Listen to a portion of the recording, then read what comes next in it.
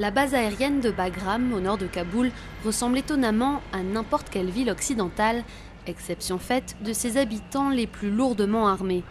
Il y a des sportifs matinaux, des bouchons et des employés allant au travail en buvant leur café.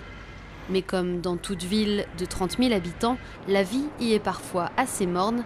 Ajoutez à ça les tirs ponctuels de roquettes, un espace de vie confiné, et vivre sur la base peut vraiment devenir insupportable. Ça vous affecte au bout d'un moment. Ça se voit. Ça se voit quand les gens sont ici depuis un certain temps. Ils sont différents.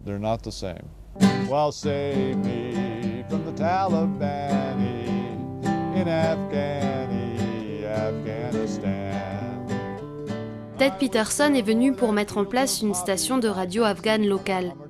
L'entrepreneur californien a déjà composé plusieurs morceaux sur la base. Ici, la musique est pour lui une façon d'échapper à son quotidien. Pour ceux qui n'ont pas une âme de musicien, il y a Freedom Radio Afghanistan, une radio américaine qui émet dans l'ensemble du pays.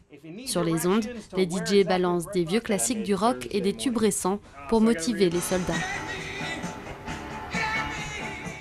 On pense à ces gars qui ne peuvent pas prendre une douche chaude tous les jours, qui n'ont pas mangé de plat chaud depuis 2 mois. Quand vous entendez un morceau que vous aimez vraiment, ça vous fait penser à autre chose qu'au fait que vous devez encore vous doucher en utilisant une bouteille d'eau.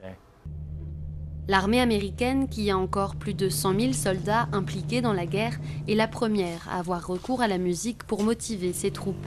Des groupes de musiciens ont même été déployés pour divertir les soldats au front. Et sur la base, les Américains n'hésitent pas à partager leur passion avec les autres unités.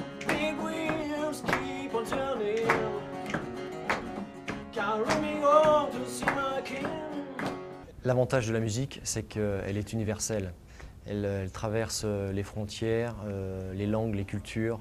Donc à partir du moment où chacun a quelques connaissances un peu en musique, c'est une façon de nous retrouver sur un terrain neutre que tout le monde partage et qui nous permet de partager des moments vraiment particuliers, intimes.